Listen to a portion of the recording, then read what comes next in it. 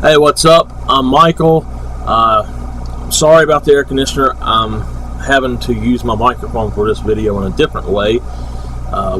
Basically, I had promised to show my little microphone isolation box. I want to give a little bit of information about it before I show it and explain my failure.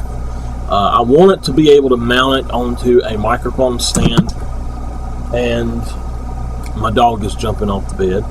So I never actually was able to get it to fit on the microphone stand properly. It would fall backwards or forwards and dump the microphone either down into it or out of it. So what you'll need, though, I'm not going to show how to put it on a microphone stand like my original idea.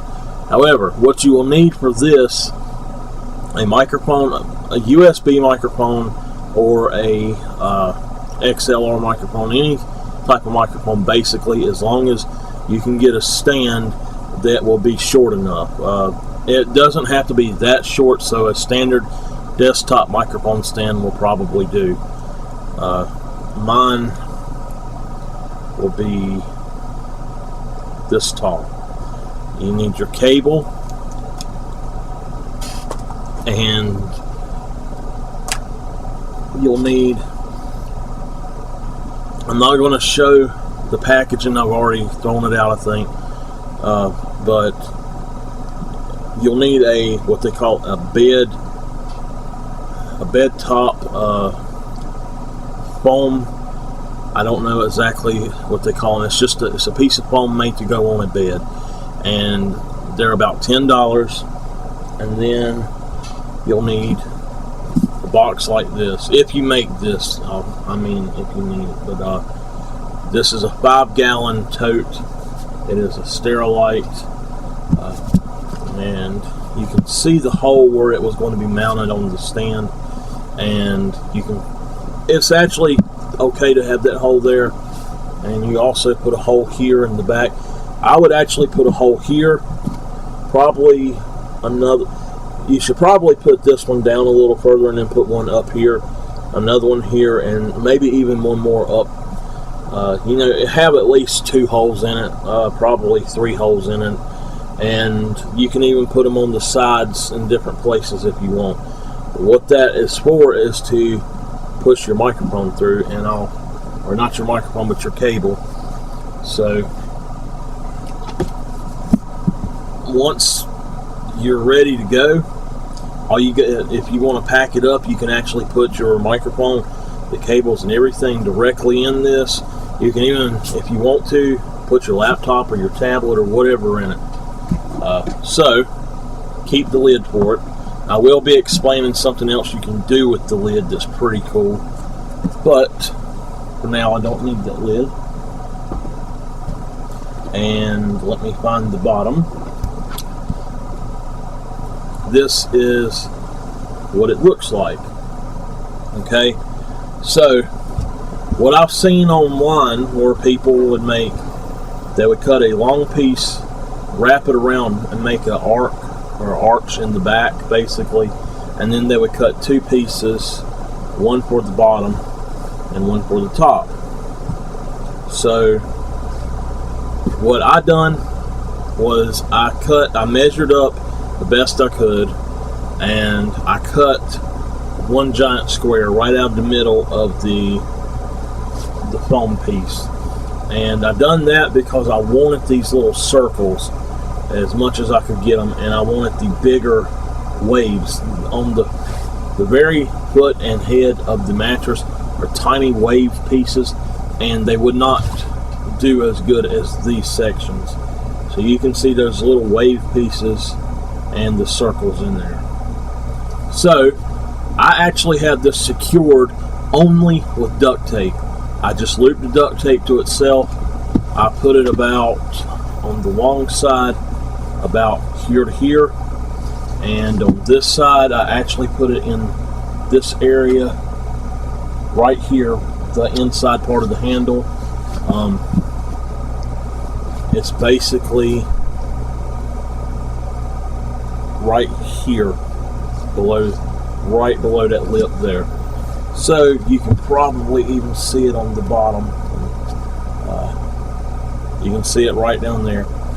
So what you do is you get your end of your cable, come around back, and you want to cut this to where basically it's in a plus sign shape.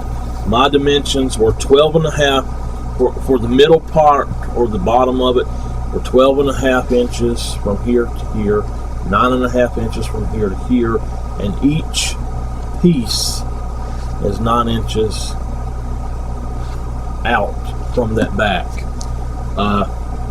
Once you actually get it in place, you can cut it down to size here and there, but once you actually get it in place and you get it mashed down in the corners as best you can, and what I done was I put the bottom actually on the bottom, and then put the sides on top of that, wedged them together, and the top I somewhat done the same thing, but it's a little bit different. The top is a little bigger than the bottom, but what you want to do is once you get them in there, go on and get them to the right place, tape it, and then take you a pair of scissors and sort of trim around. You want to leave it about a 1/2 inch out, and that'll give you a little bit of extra padding.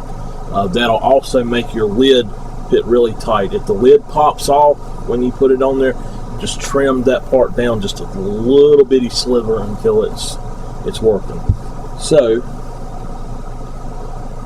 at the part right in here, all you do is you take your scissors and you poke them through the back, and poke them through one time, and when you get them through, you can turn them around and poke it through that way just a little bit, and go back in there and snip out an X shape or a plus sign.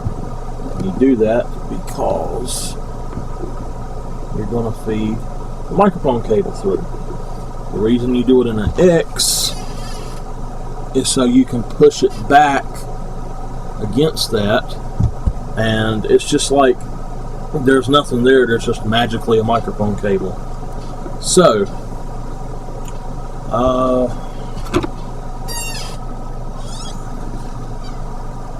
I'm going to try to do this without actually throwing my microphone in the floor.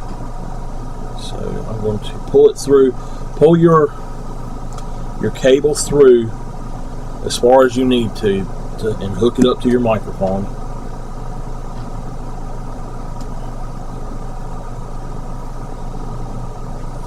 And if you have a desktop stand, it'll probably be a little bit different than this. It'll probably be a flat base on it,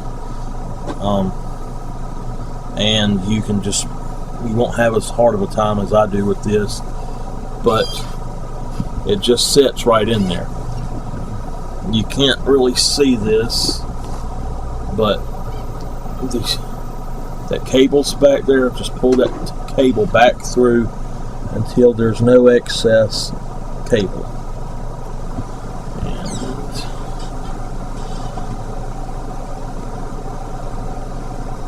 I actually like it setting with this is like a little tripod part, so I like to make it set to where the front foot is forward and there's 2 back feet. But you just set this on your desk. You can set it to where the lip here actually hangs over a curved part of a desk if you want, and it still fits fine. And you can just set it to where it's just sitting there like this. So it works perfect for me. All I got to do now is hook it up and set it on my desk, and it works. And I have a little TV tray desk that I use, or a little TV stand, I guess you call it. I just set it right up on top of that, and I use it. So the next little thing I was going to show you, I'm going to set this down here.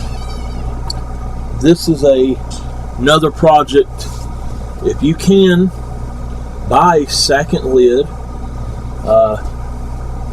You might have an extra one or something.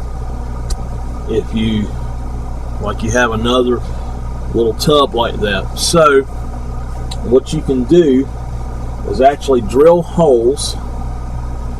Drill a little hole here. Drill them about, say, right here, about a half inch to an inch from the very corner going diagonally in on all four sides. And you can take a pair of snips, like some sort of plastic cutting device or snips, or take a box cutter and go along down that outside edge. Just be very careful when you do it. And the reason you do it that way is this has these little supports in it, so you want to be about back here. You want to do it to where it's going inside, so there's nothing on the outside poking up, and you'll basically be cutting this out. You can take a piece of wire, not wire, but you could probably use a piece of pantyhose and somehow get that stretched over the whole lid. I was thinking about using the screen that goes over windows and doors.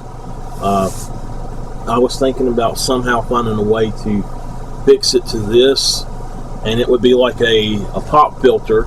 All you'd have to do is just put this directly on top of the box once it's actually, you got your microphone set up and you've got your own pop filter built in.